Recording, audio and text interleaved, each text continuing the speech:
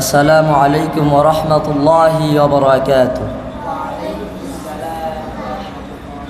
নাহমাদুহু নুসাল্লি আলা রাসূলিহিল কারীম, আম্মা বাদ, ফাআউযু বিল্লাহি মিনাশ শাইতানির রাজীম। বিসমিল্লাহির রাহমানির রাহিম। وقضى ربك ألا تعبدوا إلا إياي وبالوالدين إحسانا। سورة بني إسرائيل। أن اشكر لي ولوالديك إلي المصير، سورة لقمان। النبي صلى الله عليه وسلم رضا الله في رضا الوالدين القما قال النبي صلى الله عليه وسلم। এমন জীবন করিয়ে গঠন, মরিলে আসিবে তুমি, কাঁদিবে ত্রিভুবন। আলহামদুলিল্লাহি রাব্বিল আলামিন। আজকের সাপ্তাহিক অনুষ্ঠানে উপস্থিত উস্তাদুল মুকাররম, সামনে উপস্থিত আমার প্রিয় ভাইরা, সকলকে আমার সালাম। আসসালামু আলাইকুম ওয়া রাহমাতুল্লাহ। সর্বপ্রথম সেই মহান মনিবের দরবারে শুকরিয়া জ্ঞাপন করি, যিনি আমাদেরকে অতি দয়া করে, মায়া করে, ভালোবাসা দিয়ে স্নেহ করে, বাছাই করে এই মজলিসে বসে এবং মাহমুদপুর হাফিজিয়া কুরআনিয়া মাদ্রাসার এলমে দিন শিক্ষা অর্জন করা তৌফিক দিয়েছেন, সেই জন্য সকলে বলছি আলহামদুলিল্লাহ। সেই মহামানব, মানবতার কান্ডারি নবী সাইয়্যিদুল মুরসালিন, খাতামান নবীন, শাফাতের কান্ডারি, যে কঠিন কিয়ামতের ময়দানে যখন কেউ কারোর উপকারে আসবে না, সেই কঠিন মুসিবতের সময় যে রাসূল আকরাম সাল্লাল্লাহু আলাইহি ওয়াসাল্লাম আমাদেরকে শাফাত করে জাহান্নাম থেকে জান্নাতে নিয়ে যাবেন, সেই নবীর প্রতি দরুদ সকলে বলছি হযরতে মুহাম্মদ সাল্লাল্লাহু আলাইহি ওয়াসাল্লাম। সেই সব শহীদদের মাগফিরাত কামনা করছি, যারা ইসলামের জন্য বাংলার জমিনকে লাল করে দিয়ে বাংলার জমিনে রাষ্ট্রে আল্লাহর আইনকে পালন করার জন্য, আল্লাহর আইনকে প্রতিষ্ঠা করার জন্য নিজের জীবনকে অকাতরে বিলিয়ে দিয়ে প্রমাণ করে গিয়েছেন যে জীবনের সে ইসলামের মূল্য অনেক বেশি। আল্লাহ তাআলা সেই সব শহীদদেরকে যেন জান্নাতের উচ্চ মাকাম জান্নাতুল ফেরদাউস দান করেন, সকলে বলছি আল্লাহুম্মা আমিন।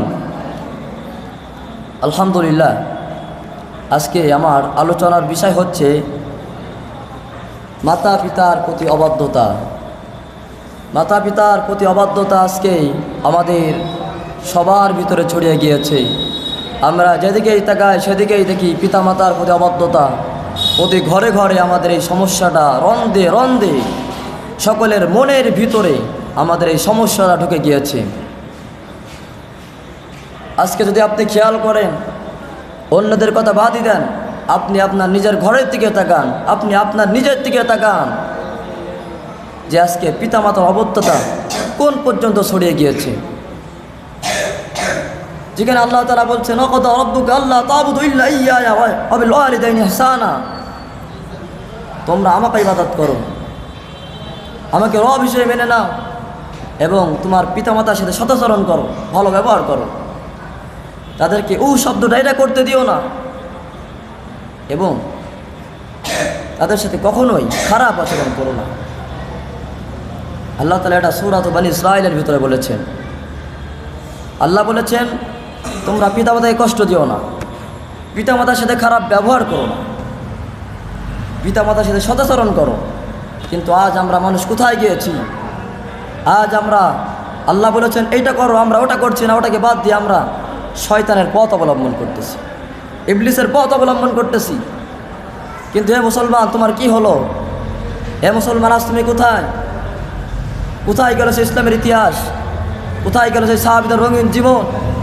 কোথায় গেল সেই রাসূলের বিপ্লবী জীবন? তুমি কেন আজ সেই জীবন থেকে শিক্ষা নাও না? তুমি কেন সেই সাহাবাদের জীবনী থেকে শিক্ষা নাও না? সেই ইতিহাস থেকে শিক্ষা নাও না, যেখানে বলা হয়েছে, যেখানে প্রমাণ করে গিয়েছেন সাহাবারা যে পিতামাতার প্রতি সদাচরণ করতে হবে। আল্লাহ বলেছেন পিতামাতার প্রতি সদাচরণ করতে হবে। তাহলে হে মুসলমান, তুমি কেন তাদের প্রতি অবাধ্যতা, তুমি কেন তাদেরকে কষ্ট দাও? পিতামাতার প্রতি ভালো আচরণ করার জন্য আল্লাহ রাসূল সাল্লাল্লাহু আলাইহি ওয়াসাল্লাম হাদিসে বলেছেন, হযরত উমর রাদিয়াল্লাহু তাআলা আনহু বর্ণিত রাসূলুল্লাহ সাল্লাল্লাহু আলাইহি ওয়াসাল্লাম বলেন, তার কাছে এক ব্যক্তি আসলো, বলল, ইয়া রাসূলুল্লাহ, আমি জিহাদে যেতে চাই। বললে, এই ব্যক্তি, ও সাহাবা, শোনো, তুমি জিহাদে যেতে চাও? হ্যাঁ, আমি জিহাদে যেতে চাই। তা তোমার পিতামাতা কি জীবিত? হ্যাঁ, আমার পিতামাতা জীবিত। তাহলে তোমার জিহাদে যাওয়ার দরকার নাই, জিহাদকে ফেলে দাও, তুমি তোমার পিতামাতাকে তুমি সেবা যত্ন করো। কোথায় জিহাদ, কোথায় পিতামাতা? তারপর বলা হয়েছে জিহাদ বাদ দিয়ে পিতামাতার সাথে সদাচরণ করো, পিতামাতাকে সেবা যত্ন করো। মুসলমান কোথায় আস? কেন পিতামাতাকে ভুলে গিয়েছেন? কেন সে রঙিন জীবন আপনি ভুলে গিয়েছেন? আপনাকে এখনই হুঁশিয়ে ফিরতে হবে, আপনাকে এখন ইসলাম শিখতে হবে। কেননা এ বিষয়ে আরও কঠিন পদক্ষেপ আল্লাহ রাসূল সাল্লাল্লাহু আলাইহি ওয়াসাল্লাম বলেছেন। নবী করিম সাল্লাল্লাহু আলাইহি ওয়াসাল্লাম বলেছেন, বা এর সে যদি কম শাস্তি থাকতো তো আল্লাহ তাআলা বলতেন যে এতটুকু কষ্ট যেন তোমার পিতামাতা তোমার কাছ থেকে না পায়। এবং আজ আমরা কি করতেছি?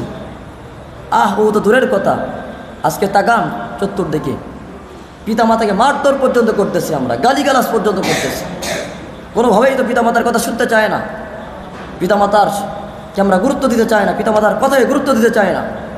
কিন্তু ভাই শুনুন, আপনার ভালোটা সবচেয়ে আপনার পিতামাতাই ভালো বোঝে, আপনার ভালোটা সবচেয়ে আপনার পিতামাতাই ভালো বোঝে। আপনি যে বয়স কাটাচ্ছেন, আপনার পিতামাতাও বয়স কাটিয়ে এসেছে। আপনি কিসের বহর দেখান, কিসের মাতবাড়ি দেখান? আপনার মাতবাড়ি পিতামাতার কাছে খাটে না। আপনি মনে করছেন পিতামাতার সাথে ভালো ব্যবহার করতেছি, খারাপ ব্যবহার করতেছি, জিতে যাচ্ছি দুনিয়াতে। না, আপনি কখনো জিততে পারবেন না। দুনিয়াতে ভালো থাকলেও কিয়ামতের কঠিন ময়দানে আল্লাহ তাআলা আপনাকে পাকড়াও করবেন, আল্লাহ আপনাকে ছেড়ে দিয়ে কথা বলবেন না। হাদিসে আরও বলা হয়েছে যে রিদাল্লাহু ফি রিদাল ওয়ালিদাইন, নবী করিম সাল্লাল্লাহু আলাইহি ওয়াসাল্লাম বলেছেন, পিতামাতার সন্তুষ্টি আল্লাহ তাআলার সন্তুষ্টি, পিতামাতার সন্তুষ্টি আল্লাহ তাআলার সন্তুষ্টি। আল্লাহ তাআলাকে সন্তুষ্ট করতে হলে আপনার পিতামাতাকে আগে সন্তুষ্ট করতে হবে। এমনকি আল্লাহ রাসূল সাল্লাল্লাহু আলাইহি ওয়াসাল্লাম বলেছেন,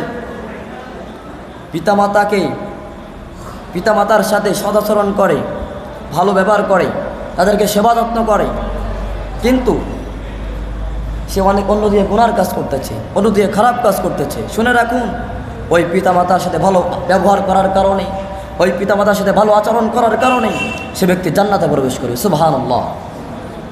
অন্যদিকে তাকান, যে ব্যক্তি দান সৎকার করছে, ভালো কাজ করতেছে, নামাজ কালাম পড়তেছে, রোজা রাখতেছে, যতই ভালো কাজ করুক না কেন, শুনে রাখুন, পিতামাতার সাথে খারাপ ব্যবহার করলে ওই আমল আপনার কবুল করা হবে না, আপনি জাহান্নামে যাবেন। এটা আল্লাহ রাসূলের কথা, কত কঠিন কথা আল্লাহ রাসূল সাল্লাল্লাহু আলাইহি ওয়াসাল্লাম পিতামাতার অবাধ্যকারীদের জন্য বলেছেন। কারণ যখন তিনি মিরাজে গিয়েছিলেন, আল্লাহ রাসূল সাল্লাল্লাহু আলাইহি ওয়াসাল্লাম দেখলেন একদল মানুষকে লটকিয়ে রাখা হয়েছে, লাঠির উপরে লটকিয়ে রাখা হয়েছে, ঝোলানো অবস্থায় রাখা হয়েছে। জিবরাইলকে বলেন, জিবরাইল, এরা কারা? বলেন, ইয়া রাসূলুল্লাহ, শুনুন, এরা পিতামাতা অবাধ্যকারী, এরা দুনিয়াতে পিতামাতাকে কষ্ট দিয়েছে, আল্লাহ তাদের প্রতি নারাজ, আল্লাহ তাআলাও তাদেরকে সেই বদলা দিয়ে নিচ্ছে, সেই বদলা দিতে চাচ্ছি, তাদের সেই কষ্টের ভোগ আজকে তারা পাচ্ছে। শুনে ভাই, ফিরে আসুন, এখনও সময় আছে, ফিরে আসুন, ইতিহাস থেকে শিক্ষা নিন, ইসলামী বই পড়ুন এবং ফিরে আসুন। পিতামাতার সাথে কখনো খারাপ ব্যবহার করবেন না, পিতামাতার সাথে সদাচরণ করবেন, পিতামাতার সাথে সব সময় ভালোটাই করবেন, সেবা যত্ন করবেন, যেন কোনোভাবেই পিতামাতা আপনার পক্ষতে শব্দটিও যেন না পায়। ভাই, আজ আমরা মুসলিম কোথায় গিয়েছি? আজ আমাদের ব্যবহার কোথায় পৌঁছাইছে? আজ আমাদের ব্যবহার, আজ আমরা কোথায় গিয়েছি? আজকে আমার বাংলার জমিনে তাকান, আমি আপনাদের সামনে একটা সত্য ঘটনা পেশ করতে চাই। সত্য ঘটনা হচ্ছে, এক পরিবারের একটিমাত্র সন্তান ছিল, পিতামাতার একটিমাত্র আদরের সন্তান, অনেক কষ্ট করে, অনেক গরিব মানুষ, গরিব পরিবারে বেড়ে ওঠা সেই ছেলেটাকে অনেক কষ্ট করে মুরগির ডিম, হাঁসের ডিম বেচে পড়ালেখা করিয়েছেন পিতামাতা। এরপরে পিতামাত ছাত্র অনেক ভালো ছাত্র হয়, তাকে ঢাকা বিশ্ববিদ্যালয়ে পড়ার সুযোগ হলো। যখন ঢাকা বিশ্ববিদ্যালয়ে গেল তখন ব্যয়বহুল খরচ, পিতামাতা পেরে উঠছেন না।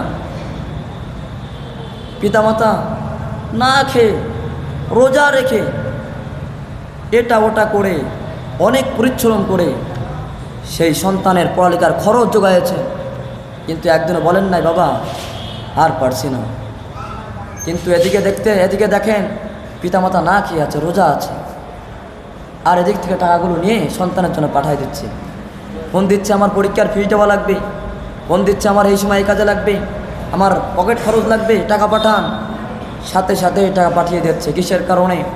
একটিমাত্র সন্তান ভালোবাসার কারণে, যে আমার ছেলেটা মানুষের মতো মানুষ হোক, আমার সন্তানটা ভালো চাকরিজীবী হোক।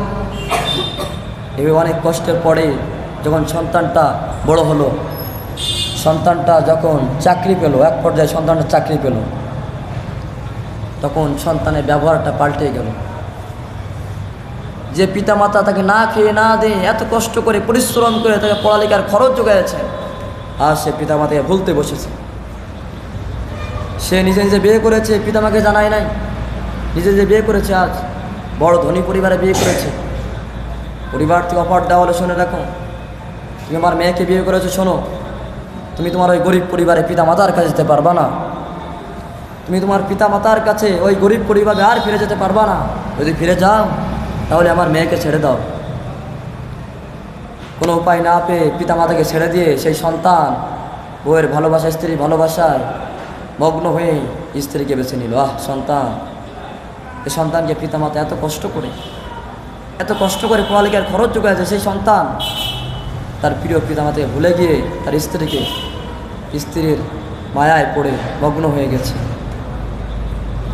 তো একদিন তার মা, প্রিয় মা অনেক অসুস্থ হয়ে পড়েন, প্রায় মৃত্যুসজ্জায়। তো কোনোভাবেই খবর পাঠানো যায় না। কোনোভাবেই কোনোভাবেই যে সন্তানের কাছে খবর গিয়েছে যে তোমার মা খুবই অসুস্থ, মৃত্যুর শয্যায়, তোমাকে একবার দেখতে চায়। তোমার মা তোমাকে মৃত্যুর আগে একবার দেখতে চায়, প্রিয় কলিজার টুকরা সন্তানকে একবার দেখতে চায়। সন্তান পিতামাতার কথা ভুলে গিয়েছে, কিন্তু ওই পিতামাতা সন্তানকে বলে নাই। সে বউয়ের কাছে গিয়েছে, ও আমার প্রিয়তমা স্ত্রী, শোনো, আমার মাতা বড় অসুস্থ, আমার মা খুবই অসুস্থ, আমি আমার মাকে একবার দেখতে চাই। আমার মাতা মৃত্যুর আগে আমাকে একবার দেখতে চেয়েছে। ওগো প্রিয় স্ত্রী, আমি যেতে চাই। ওগো প্রিয় স্ত্রী, আমার মার কাছে আমি যেতে চাই, আমাকে একটু যেতে দাও। তুমি বললো, না, যেতে পারবা না। এভাবে গন্ডগোল করে, ঝগড়া বিবাদ করে তার কাছ থেকে তার স্ত্রী বিচ্ছেদ হয়ে গেল। সে কোনো কিছু উপায় না পেয়ে এক পর্যায়ে ওখান থেকে বাড়িতে রওনা দিল মাতাকে দেখার উদ্দেশ্য। এদিকে তার মাথায় অসুস্থ হয়ে পড়লেন। পিতা ভাবলেন, ডাক্তার না দেখালে আর উপায় নাই। পিতা তার সর্বোচ্চ বিক্রি করে দিয়ে একটা ভাঙা ভ্যান কিনলেন, রিক্সা কিনলেন। ঢাকাতে আমরা দেখতে পাবেন যে রাতে যখন রাত 12টা 1টার সময় অনেক গাড়ি থামে, বাস স্ট্যান্ডে অনেক গাড়ি থামে, পরিবহন থামে, সেখানে অনেক মানুষ বাড়িতে যায়। সেখানে টাকাটা ভাড়াটা বেশি দেয়, এই কারণে বাড়িতে যায়। তো সারা রাত সেই চাচা সেই বাস স্ট্যান্ডে পরিবহনের ওখানে বসে থাকে। যদি একটা ভাড়া হয়, সেই একটা ভাড়ায় সেই টাকাগুলো নিয়ে তার আম্মার জন্য ওষুধ কিনবে, তার স্ত্রীর জন্য ওষুধ কিনবে। তো একদিন রাস্তার ধারে ভাঙা রিক্সা নিয়ে বসা। আবার পিতামাতা ছেলেকে এত ভালোবাসে যে সেই পিতা যখন বাইর হয় রিক্সা নিয়ে, শীতকালে মাফলার দিয়ে মুখ জড়িয়ে, চাদর দিয়ে চোখটুকু বাইর হতে আর সব জড়ানো। এই জন্য জড়ানো, যদি লোক বলে তোমার ছেলে তো চাকরি করে, তাহলে তোমার এই অবস্থা কেন, তুমি রিক্সা চালাও কেন? ছেলের বদনাম হবে এই আশায় পিতা চাদর মুড়ি দিয়ে, মাফলার জড়িয়ে, চোখটুকু বের করে পর্দার আড়ালে রিক্সা চালায়। তবুও ছেলের বদনাম করবেন না, সন্তানের বদনাম হবে এটা তিনি আশা করবেন না, এটা চাবেন না। তো একদিন রাস্তার ধারে রিক্সা নিয়ে বসা, অনেক রাত, ওদিকে ছেলে পিতামাতাকে দেখার উদ্দেশ্যে রওনা দিয়েছে। পিতামাতা দেখার উদ্দেশ্যে রওনা দিয়েছে। এদিকে পিতা রাস্তার ধারে বসা। এক পর্যায়ে অনেক গভীর রাত, সন্তান গাড়ি থেকে নামলেন, দেখেন কোনো গাড়ি পাওয়া যাচ্ছে না, দেখেন একটা ভাঙা রিক্সা রাস্তার ধারে বসা। ডাক দিলেন, ও চাচা এদিকে আসুন। কিন্তু আসলে কি চাচা নয়, তিনি হলেন ওনার পিতা, কিন্তু মাফলার দিয়ে মুখ জড়ানো চেনা যায় না, এই জন্য বললেন, চাচা এদিকে আসো। আসলেন। তিনি যখন দেখলেন তার প্রিয় সন্তান, পিতা, দেখেই কেঁদে ফেললেন, কিন্তু শব্দ করলেন না। দেখেই অঝরে কাঁদতেছেন, কিন্তু শব্দ করলেন না। তিনি পর্দার আড়ালে চোখ দুটো মুছলেন। বললেন, হে বাবা তুমি কোথায় যেতে চাও? তিনি নাম বললেন, অমুক জায়গায় আমি যেতে চাই। বললেন, হে বাবা অমুক তোমার কি হয়? বললেন, যাই হোক তুমি যাবে কিনা বলো। পিতাকে রাশ করে বললেন, যাই হোক তুমি যাবে কিনা বলো। হ্যাঁ অবশ্যই যাবো বাবা, ওঠো। ছেলে পিছনে বসা, বা পিতা রিক্সা চালাচ্ছেন। বড়ো মানুষ, বৃদ্ধ মানুষ রিক্সাও তো চালাতে পারেন না, আস্তে চালাচ্ছেন। এদিকে ঢুকরে কাঁদতেছেন পিতা। তার সন্তানকে দেখে আসলে অনেক ভালো লাগতেছে। যখন রিক্সা চালক পিতা যখন আস্তে আস্তে চালায় যাচ্ছেন, তখন সন্তান পিছন থেকে ধাক্কা মেরে বলছে, হে বৃদ্ধ, জোরে চালাও, আমাকে দ্রুত যাওয়া লাগবে, জোরে চালাও। বললেন, বাবা আমি অনেক বৃদ্ধ, আমি আস্তে চালাই। বললেন, তুমি বৃদ্ধ ঠিক আছে, তুমি কেন তাহলে রিক্সা চালাও? তুমি বৃদ্ধ কেন রিক্সা চালাও? তোমার বাড়ি থেকে কি পিতা তোমার ছেলে মেয়ে নেই? সন্তান বলছে, তোমার বাড়ি থেকে ছেলে মেয়ে নেই, তুমি কেন এই বয়সে রিক্সা চালাও? এবার আর পিতা আর সহ্য করতে পারলেন না। পিতা নামলেন রিক্সা থেকে, নেমে তার মাফলার চাদরগুলো খুললেন। বললেন, আমাকে চিনতে পারছো? আমি তোমার পিতা, যে পিতা তোমাকে ছোটবেলায় এত কষ্ট করে মানুষ করে, যে পিতা তোমাকে এত কষ্ট করে না খেয়ে তোমার পড়ালেখার খরচ যোগান দিয়েছে, সেই পিতা আজ ভিখারির বেশে রিক্সা চালাচ্ছে। তোমার মাথা বড় অসুস্থ, চলো সন্তান, দেখা করার সময় নাই, কথা বলার এই সময় নাই। ছেলে লজ্জায় কেঁদে ফেলেছে, বাবা অঝরে কাঁদতেছে। বাবা বলছে, চলো সময় নাই, তোমার মাথা বড় অসুস্থ। দুইজনে বাসায় গেলেন, গিয়ে দেখে তার প্রিয় দুঃখিনী মাথা তখন দুনিয়া ছেড়ে বিদায় নিয়ে চলে গেছে। ইন্না লিল্লাহি ওয়া ইন্না ইলাইহি রাজিউন। হে মানুষ, হে মুসলমান, আজ কোথায়? ইতিহাস থেকে শিক্ষা নিন, সাহাবীদের রঙিন জীবন থেকে শিক্ষা নিন, এইসব মানুষের জীবন থেকে শিক্ষা নিন। এখনো সময় আছে, ফিরে আসুন। যারা মাতা পিতার প্রতি অবাধ্য আচরণ করেছেন, খারাপ ব্যবহার করেছেন, এখনো সময় আছে, তাদের কাছে মাপ চেয়ে নিন। নয়তো তাদের অসন্তোষ, আল্লাহ তাআলা অসন্তোষ, তাদের অসন্তোষিত অবস্থায় কবরে যান। যতই ভালো কাজ করবেন, কখনো জান্নাতে প্রবেশ করতে পারবেন না। সেজন্য আমরা সকলে পিতামাতার সাথে ভালো ব্যবহার করতে চাই, সেবা যত্ন করে মরতে চাই। আল্লাহ তাআলা আমাদের কবুল করুন। আমি যে কথাগুলো বলেছি, আমাকে আপনাদের সকলকে আমল করা তৌফিক দিন। ওমা তৌফিক ইল্লা বিল্লাহ। আসসালামু আলাইকুম ওয়া রাহমাতুল্লাহি ওয়া বারাকাতুহু।